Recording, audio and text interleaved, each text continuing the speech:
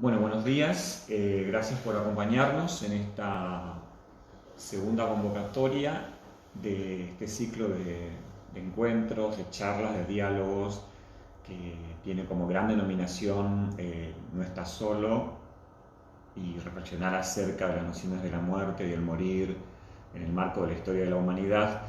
Y quiero antes de iniciar recordar el objetivo inicial que nos había convocado en una primera instancia, que tiene que ver justamente con reflexionar sobre las nociones de muerte y morir en la historia de la sociedad humana y de cómo estas nociones se construyen, se han construido, se han reflexionado y de alguna forma se han interpretado a lo largo no solamente de, como habíamos mencionado, de la historia de la sociedad humana, sino también a lo largo del tiempo, de los espacios y de las diferentes formas que tienen las sociedades y las culturas de concebir la problemática de la muerte.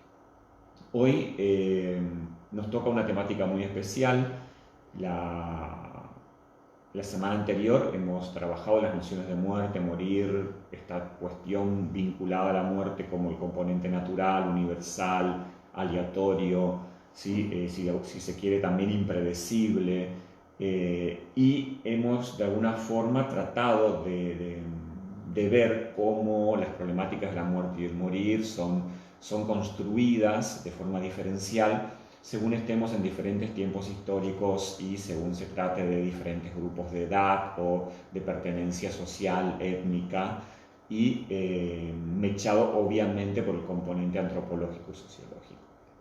En lo que hoy respecta, tenemos un punto muy especial que tiene que ver con el tema del suicidio y justamente la problemática del duelo en el campo del suicidio de algún ser querido, de algún conocido, de algún vecino, de, no sé, de algún colega docente, de un estudiante, es decir, de un adolescente. Hay muchísimas cuestiones que vamos a, de alguna forma, empezar a charlar en esta instancia de hoy. Bien, cuando nosotros estamos hablando de la muerte, como habíamos mencionado la vez anterior, eh, ya la muerte de un ser querido, como habíamos dicho, es una situación extremadamente compleja y va a ocasionar una gran conmoción, no solamente en el seno íntimo de esa persona, sino también en la sociedad en general. Por eso habíamos hablado de la importancia de los ritos y de cómo la muerte genera una disrupción momentánea y los ritos de alguna forma buscan el reordenamiento de esa disrupción. Si la muerte en un sentido amplio y genérico va a ocasionar la conmoción social, en este sentido el suicidio va a ser extremadamente más complejo que una muerte, si se quiere, entre comillas, natural. Eh, si pensamos de la siguiente forma, si toda muerte de alguna forma también resulta incomprensible por ser aleatoria, como habíamos dicho, por ser impuntual, y esto es muy interesante, la muerte siempre va a ser impuntual porque la muerte nunca va a ser esperada. La visita de la muerte nunca va a ser una visita anunciada. Y partiendo de nuestros deseos del no morir, obviamente que la problemática de la muerte siempre va a correr el riesgo de la impuntualidad, porque nunca vamos a estar esperando que llegue, nunca vamos a estar esperando la visita de la muerte. Y cuando llega es de alguna forma incomprensible, imaginémonos cuando llega sobre la categoría de suicidio, ¿no?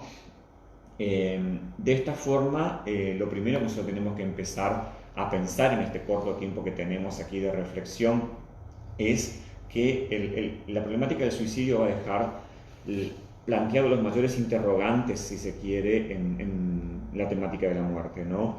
Y las grandes preguntas que nosotros vamos a hacernos acerca del suicidio o ante una situación de suicidio son, por ejemplo, yo anoté algunas aquí, ¿no? ¿Por qué lo hizo? ¿Sí? Eh, eh, ¿Por qué decidió tomar ese camino? ¿No?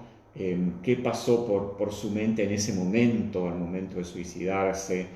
Eh, y después una contrapregunta, ¿no? ¿Será que yo podría haber evitado esa situación, ¿no? O cómo él podría haber evitado, él o ella podría haber evitado esa situación. Otra gran pregunta es decir, tan poco significábamos o tan poco importábamos para él o para ella que decidió tomar esa situación, ¿no? Decidió tomar ese camino. Y estas preguntas se van combinando, se van sumando con otras emociones o con otras sensaciones vinculadas a una situación de suicidio. Y es ahí donde van apareciendo los campos nos quedamos perplejos, aparece el campo del temor, de la culpabilidad y hasta en algunos casos el campo de la vergüenza. ¿Por qué hablamos de que esta situación va a ocasionar perplejidad? Porque es justamente algo inesperado. El suicidio es siempre algo inesperado, como la mayoría de las muertes van a ser muertes inesperadas. Van a ocasionar temor. ¿Por qué el suicidio va a ocasionar temor? Porque existe aún un halo de misterio en el campo de lo social como muy difundido acerca del efecto contagio, ¿no? Entonces no solamente una familia va a comenzar o un allegado va a comenzar a tener temor ante esta situación, sino toda una sociedad acerca de la posible dimensión del contagio o del efecto que puede llegar a tener un suicidio en una comunidad, por ejemplo. También aparece la culpa, es decir, la culpabilidad, si se quiere, es decir, ¿qué podíamos haber hecho como familiares, como grupo de contención, como profesionales, como sociedad para poder evitar esa situación? Y obviamente que nos cuesta mucho asumir esto, pero también aparece aquí la dimensión de la vergüenza, ¿no? Es decir, la vergüenza frente a la mirada de los demás. No es que uno sienta vergüenza de la muerte ni vergüenza de lo acontecido, sino que también genera un proceso de ocultamiento, de incomprensión, es decir, no quiero que me jodan, no quiero que me hablen, no quiero que me llamen, porque no sé cómo explicarlo, entonces no tener explicación, hay un montón de hipótesis que empiezan a correr y a jugar en estos campos, y genera una vergüenza. ¿Por qué? Porque está en toda la literatura que hemos mencionado, donde todo suicidio de alguna forma va acompañado de un estigma, es decir, va acompañado de una marca. La familia, el grupo social, los parientes, los hijos, la esposa, el esposo, es decir, hay un montón de cuestiones que quedan ahí con ese estigma, con esa marca social que es muy difícil de reflexionar y muy difícil de comprender. Y esa marca no solamente está en lo social, sino también está en el componente de lo natural, porque la muerte por suicidio, al menos en nuestra sociedad, no es una muerte natural, sino que es una muerte provocada. Entonces eso también genera un complejo proceso de disrupción y también genera todo un problema teológico en cualquiera de los sistemas de creencias. Entonces todas estas cuestiones están en juego y están metidas acá en el campo de la muerte, y en todas ellas debemos de pensar nosotros antes de emitir un juicio de valor sobre lo acontecido. Entonces, estas preguntas no cierran, no tienen su respuesta, y al mismo tiempo el duelo que se construye en torno al suicidio es muy complejo y solamente el tiempo va a generar un entramado, si se quiere, de ideas para buscar respuestas a estas preguntas que hemos mencionado, ¿no? ¿Por qué lo hizo? ¿Cómo pudo haberlo evitado? ¿Qué pasaba por su cabeza en ese momento? ¿En qué estaba pensando, ¿no? Y también obviamente aquí se presentan otros sentimientos, como el sentimiento de enfado, ¿no? Es decir, enfado conmigo mismo, enfado con mi entorno y también enfado con aquella persona que decidió tomar ese camino, ¿no? Es decir, cómo hiciste eso, por qué lo hiciste, es decir, que te queríamos tanto, que te apreciábamos, por qué no hablaste. Es decir, todas preguntas que las más de las veces uno se hace después de haber sucedido el acontecimiento. Y obviamente una autorreferencia muy significativa, ¿no? Y esa autorreferencia tiene que ver con el proceso de culpabilidad que va a generar en los deudos, en los dolientes, ¿no? Es decir, la falta de protección, el abandono, la falta de amor, y hay un proceso de autoflagelación ante esta situación que no solamente afecta a la familia, sino que también salpica a las otras personas y hasta en muchas de las situaciones a los sistemas de creencias, porque hay también una culpa adjudicada aquí, es decir, hasta muchas veces adjudicada a Dios en muchos de los sistemas de creencias, es decir, bueno, ¿por qué sucedió esto? ¿Por qué me pasan estas cosas a mí? Y se genera todo un proceso crítico de disrupción, ¿no? De disrupción y de desamparo, ¿no? De desamparo ante un temor de la continuidad, a un temor de la continuidad, esta idea de la posibilidad de continuidad en la familia, en los parientes y demás, es decir, el efecto contagio que muchas veces está mal adjudicado a esta situación, pero que de alguna forma está vigente y está presente en la comunidad. Bien, ante toda esta situación, para no quedarnos solamente en la reflexión muy genérica, hay algunos datos sumamente interesantes acerca de la provincia de Corrientes. Si nosotros vemos un gráfico que vamos a proyectar rapidito acá,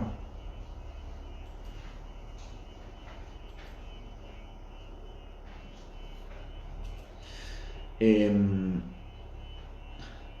este gráfico que podemos ver ahí, ¿qué es lo que tenemos? Tenemos tres líneas, ¿no? Tenemos siniestros viales, homicidios y suicidios.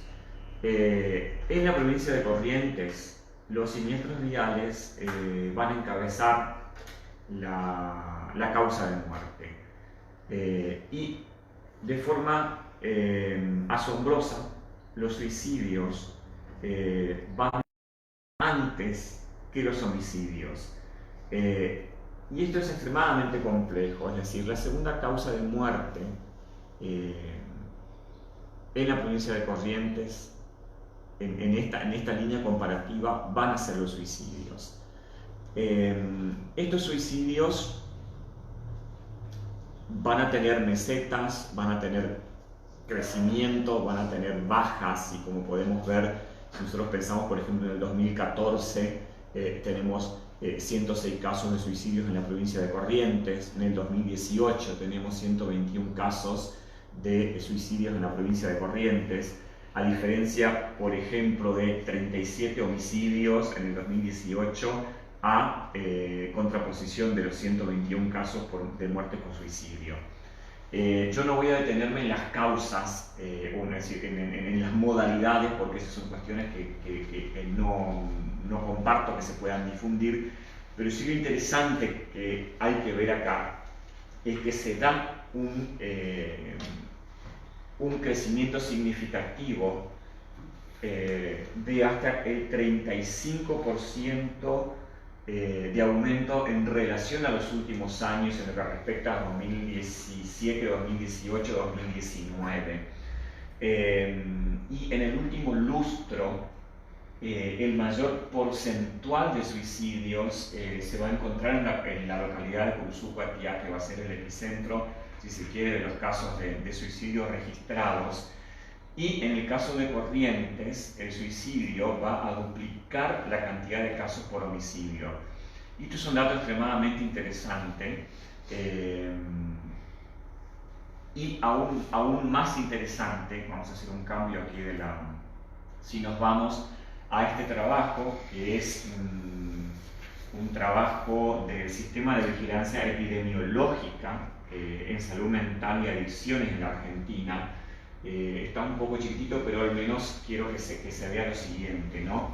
Este color oscurito acá son jóvenes varones entre 20 y 24 años. Esta es la tasa porcentual de suicidios en el noreste argentino. No está solamente Corrientes, sino que está Chaco, Formosa, Corrientes, Entre Ríos y Misiones. Pero como región, fíjense que entre los años 2000, 2001, 2002, 2004 2005, y también acá hay un número importante, 2006, 2007, esto que después vamos a ver los otros años también, el mayor porcentaje de suicidios eran jóvenes varones entre 20 y 24 años. ¿Sí? Entre 2006 y 2007 hay un crecimiento significativo de suicidios en adolescentes varones entre 15 y 19 años. Es decir, esto es una tasa elevadísima en lo que respecta al tratamiento de la problemática del suicidio en jóvenes, ¿sí? En jóvenes varones. Esto está diferenciado según jóvenes varones o jóvenes mujeres. Fíjense, en lo que respecta a jóvenes mujeres entre 20 y 24 años, el porcentaje de suicidio es mucho menor. Es decir, que evidentemente el suicidio también, en lo que respecta a la problemática de género, la construcción del género, la tendencia es más marcada hacia el género masculino. Bien, entonces, en este sentido, si volvemos aquí, esto es específicamente en la provincia de Corrientes. En lo que va del 2019 ya los suicidios en la provincia de Corrientes han superado los 20 casos, teniendo más incidencia la problemática en Corrientes Capital, ¿no? Bien, ahora, estos datos son muy interesantes, atendiendo aún más a esta idea de que en una década los suicidios se han incrementado en un 40% en Corrientes, y esto amerita necesariamente un tratamiento del campo de la salud mental y el campo de la salud pública, con profesionales formados y capacitados para tal problemática, ¿no? Bien, entonces, vamos un poquito hacia arriba, hacia acá. ¿Qué es importante saber, ¿no? ¿Qué es importante saber más allá de los datos estadísticos, ¿no? Que la persona que se suicida no es que posea un deseo de morir, y esto es lo importante. Y la persona que posee ideas suicidas está transitando en ese momento una situación de ambivalencia en su vida, que lo lleva al deseo de querer morir, pero que no desearía querer morir si su vida se transformase o si su vida cambiase. Es decir, desearía morir si su vida continúa de la misma manera, pero no si sufre una transformación. Porque la hipótesis es aquí que desearía seguir viviendo si se produjesen determinados cambios significativos en su vida. Entonces es ahí donde hay que estar atentos a cuáles son esos cambios, cuáles son esas llamadas de atención que la persona que está transitando por esta crisis vital está reclamando de la sociedad o está reclamando de su entorno, ¿sí? En este caso, entonces, el suicidio o el intento de suicidio, puede ocurrir durante situaciones donde la persona está transitando por un proceso de depresión o no, ¿sí? Es decir, nosotros no podemos predecir, no podemos sacar una estadística de predicciones ante esta situación, porque no tenemos la facultad de hacerlo, no podemos hacerlo, es decir, no podemos estar de alguna forma seguros de cuándo va a suceder este acontecimiento, porque esto pasa por otras variables y por otras cuestiones, ¿sí? Entonces, lo importante acá es que no debe asociarse el suicidio o el intento del suicidio con acciones de cobardía o de valentía, es decir, el juicio vinculado a la cobardía o la valentía debe ser desterrada de nuestro vocabulario, porque justamente es ahí donde radica uno de los grandes errores de interpretación de esta temática, ¿no? Tampoco es un hecho romántico o un hecho heroico, como tampoco es ni cobarde ni valiente la persona que está pasando por esta situación de crisis. Y en este sentido, de los juegos de la cobardía, la valentía, lo romántico y lo heroico, también hay que tener una mirada muy crítica acerca de cómo esto se comunica o cómo esto se anuncia. Es decir, los medios de comunicación deben tener mucho cuidado y deben ser muy delicados y muy cuidadosos al momento de incorporar estas situaciones en las publicaciones. Por ejemplo, aparecen en las secciones policiales, siendo que en realidad no corresponde responderían a esta situación, sino que ameritarían justamente otro tipo de trabajo y otro tipo de reflexión comunicacional vinculada a un acontecimiento vital y tan sensible como es la situación de suicidio. Lo importante también acá es lo siguiente: hablar con una persona sobre las intenciones suicidas no potencializan la acción del suicidio. Esto también es una mentira, ¿no? Es decir, dialogar sobre el tema, sostenemos con claridad que reduce esta posibilidad, porque se genera una situación de contención, una situación de escucha, una situación de oportunidad y de alguna forma una situación de contención ante la crisis que se está padeciendo. Por eso es muy importante habilitar los espacios, habilitar las situaciones que a nosotros nos lleven justamente a generar la reflexión sobre estas potencialidades, sobre esta situación, a generar de alguna forma la contención ante una alerta, ¿sí? Ante una alerta, y generar ahí estrategias de prevención. Entonces, si pensamos, entonces, ¿cómo prevenir, ¿no? ¿Cómo generar el espacio de prevención o el espacio de contención, ¿no? Antes de esto vamos a pasar aquí a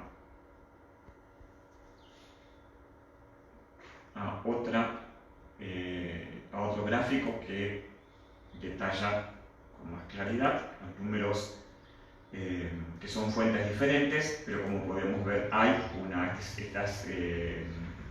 está construido sobre la base de datos de la Policía de Corrientes, y aparece obviamente, repito, el siniestro vial, atendiendo a que transitamos rutas importantes, la provincia está transitada por rutas importantes, pero aparece como punto importante aquí el suicidio en rojo, en Bordeaux, y los asesinatos en verde, ¿no? Entonces aquí tenemos la comparación exacta de las frecuencias numéricas, ¿sí?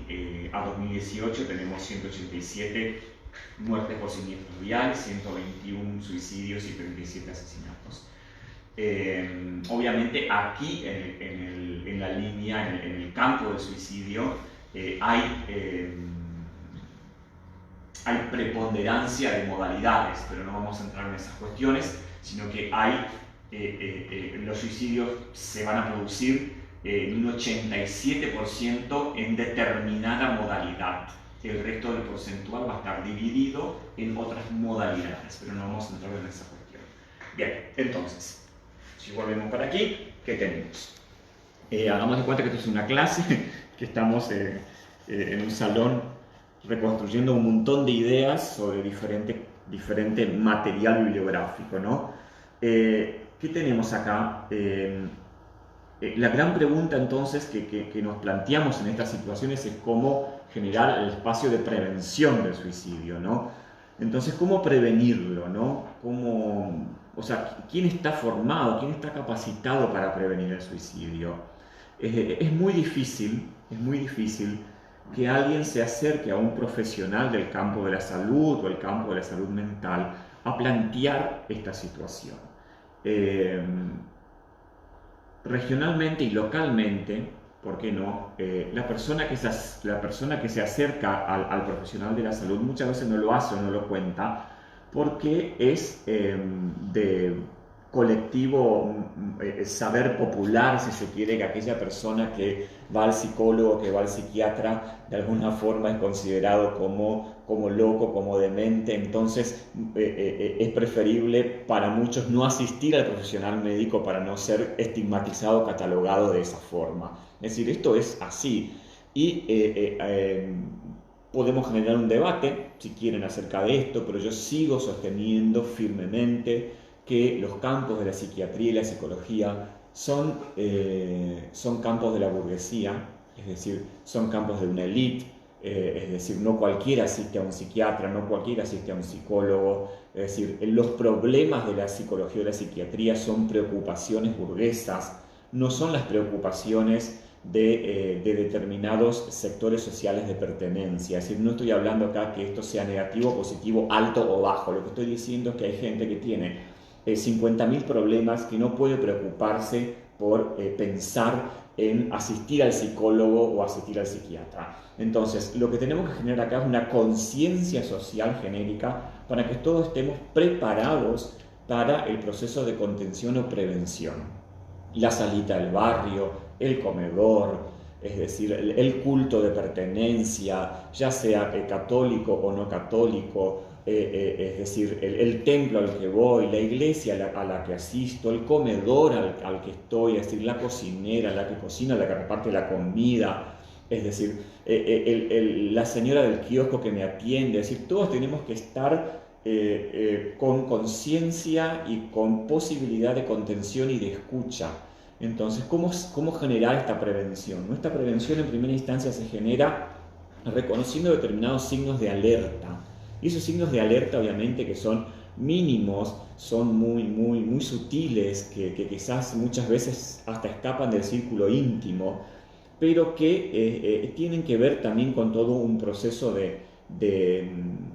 necesario que uno tiene que estar atendiendo para decir, bueno, esta persona necesita ayuda, necesita hablar, necesita ser comprendida, está transitando en este momento de aislamiento, aunque estamos ya en proceso de distanciamiento, pero igual la movilidad es mínima, quizás los problemas familiares internos se potencializan, se duplican, ¿no? Debido a no poder movilizarme, salir de la casa, ir al trabajo. Entonces, de alguna forma, hay un montón de situaciones que se potencializan en el aislamiento, y estas potencializaciones del aislamiento van generando también un proceso de crisis, ¿no? Y de crisis de distanciamiento emocional. Lo que nosotros no tenemos que potencializar es el distanciamiento emocional.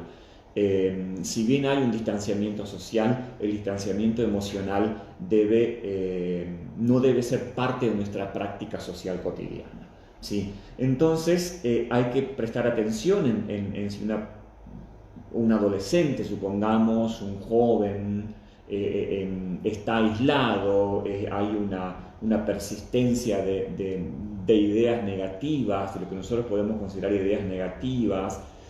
También en los hábitos cotidianos, por ejemplo, en la alimentación, en el problema para dormir, es decir, las pocas ganas de ir al trabajo, es decir, este componente de la desesperanza, si se quiere, son todas cuestiones que no estoy diciendo que estos son indicios o signos de posible actitudes suicidas, lo que estoy diciendo que la contención social, es decir, el no distanciamiento emocional tiene que atender a estas situaciones, ¿no? Muchas veces también aparece la problemática del llanto incontrolable, es decir, esta situación de llorar en situaciones que tienen que ver con mi emocionalidad, pero que tampoco se vinculan directamente conmigo, sino que aparecen vinculados a otras emocionalidades. La falta de desinterés, por ejemplo, y acompañamiento de determinadas situaciones. Y todo esto tiene que ir de la mano de una conducta que nos lleve a eliminar los prejuicios. Es decir, nosotros tenemos que estar preparados para hacer una lectura crítica y reflexiva sobre esta situación, y viendo justamente que todas estas cuestiones están involucradas en el cotidiano, están involucradas en el modo de vida de la gente, y que muchas veces no las percibimos o no las vemos, porque adjudicamos toda la responsabilidad al campo de la medicina, repito, al campo de la psicología.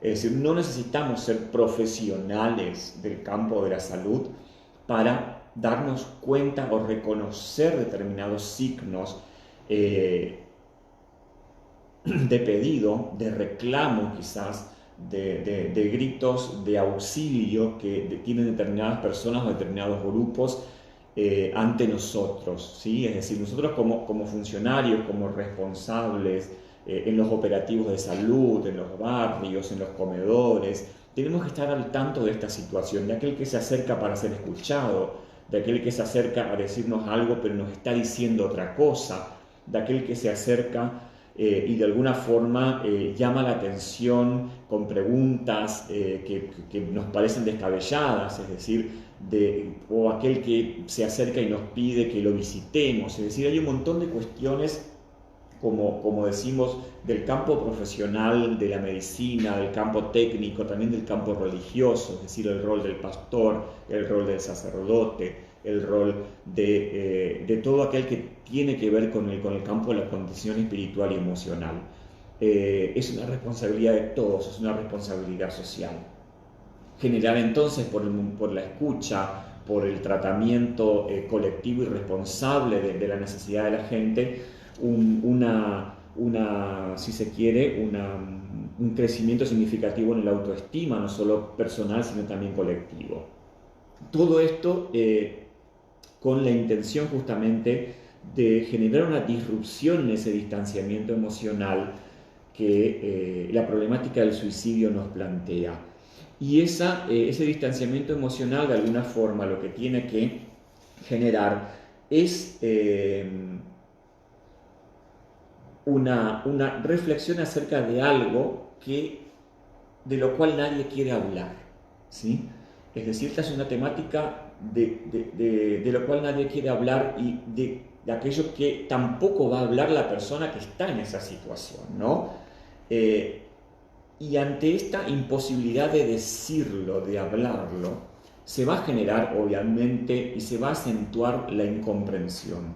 Y al acentuarse la incomprensión, se acentúa el distanciamiento emocional, porque nosotros la incomprensión no tiene que ver con las explicaciones, es decir, la comprensión tiene que ver con poder llegar a entender por qué la gente hace lo que hace. Es decir, no solamente explicar por qué sucedió determinada cuestión, sino poder entender, comprender, aunque esto no significa aceptar, ¿sí? Puede ser que yo no acepte determinada situación, pero yo tengo que tener la facultad de poder comprender por qué la gente hace lo que hace. Y en esa comprensión es donde uno, de alguna forma, pone en juego toda la humanidad que debería de caracterizarnos y toda la humanidad que debería de caracterizar a la negación del distanciamiento emocional. Y el distanciamiento emocional puede darse acá, en esta situación de charla virtual, o puede darse en el contacto directo cara a cara, cuando de alguna forma charlo con la vecina, con el distanciamiento social por arriba del cerco de Tacuara, cuando de alguna forma nos mandan un mensaje de audio, un WhatsApp, es decir, la distancia física no significa que estemos distanciados emocionalmente. Obviamente todo este proceso se va a complejizar mucho más y va a tener sus aristas diferentes, tratándose de la muerte o del suicidio de un padre, de un hijo, de un hermano, de un abuelo. Es decir, todas esas son cuestiones que vamos a ir debatiendo y construyendo a lo largo de estas charlas y que no van a tener la misma valoración colectiva unas que otras. Y tampoco van a tener las mismas valoraciones colectivas cuando se trata de desencadenantes económicos, afectivos, enfermedades, depresión,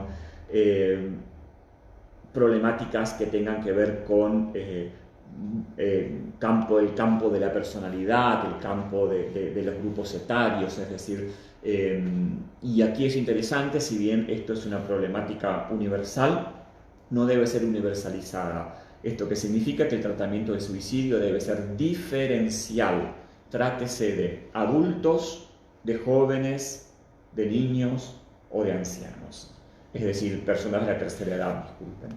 Entonces, el tratamiento del suicidio, el entendimiento debe ser no solamente diferencial según el grupo de edad, sino también diferencial según los sectores con los cuales nosotros nos relacionamos. Y tiene que ser un tratamiento holístico. Y con esto quiero ir cerrando para no cansarlos. Tratamiento holístico. ¿Qué significa esto? Debe ser un tratamiento transdisciplinar. O sea, yo soy antropólogo social, muchos se preguntarán por qué un antropólogo está hablando de la problemática del suicidio y no lo está haciendo un psicólogo.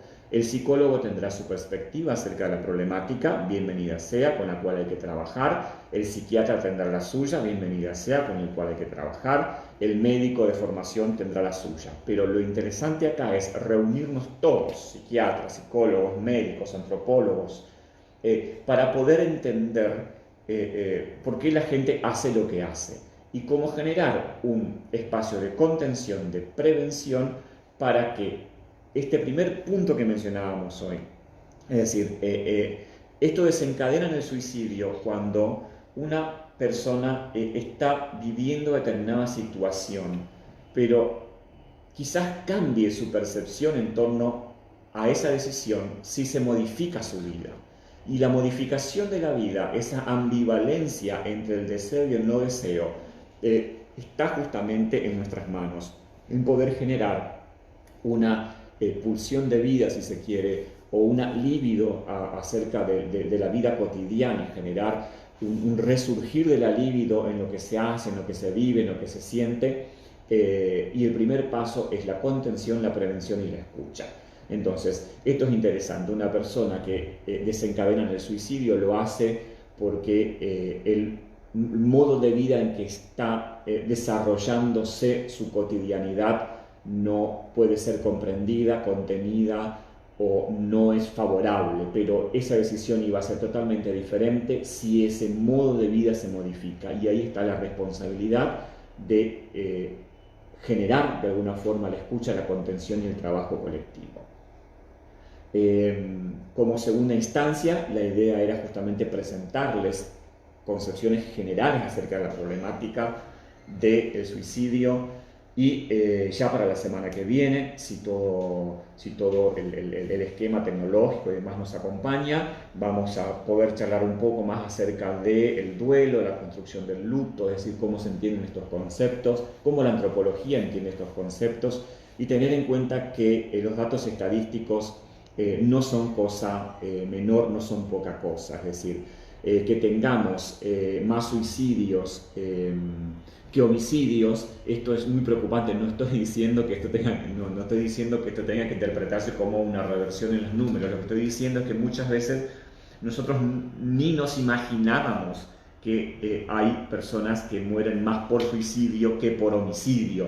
Entonces esto es muy interesante. Esto que significa que aquí hay una problemática social, no ni mental ni psicológica, es una problemática social que tenemos que atender los profesionales, las gestiones y de alguna forma la sociedad toda, porque es un problema que, como es social, nos compete a todos. Veremos preguntas, comentarios y demás que pudieron ir dejando para ir bosquejando también las próximas intervenciones. Desde ya les agradezco muchísimo el acompañamiento, agradezco obviamente el acompañamiento del señor Intendente que nos posibilita este espacio, el esfuerzo que hacemos también desde el área de prensa para que ustedes puedan estar presentes, porque tenemos que estar cubriendo muchos lugares, entonces dividirnos y demás. Agradezco también infinitamente al sector de prensa que tiene que estar presente y tiene que soportarnos, porque tampoco eso es fácil. Así que les agradezco ampliamente, y obviamente desde la Coordinación de Educación y Cultura estamos dispuestos a escuchar, a trabajar y a atender a las consultas y demás que se pueden generar después de estas charlas. Que tengan un buen día, un buen fin de semana, y evitemos el distanciamiento emocional, que es lo que nos construye como sociedad.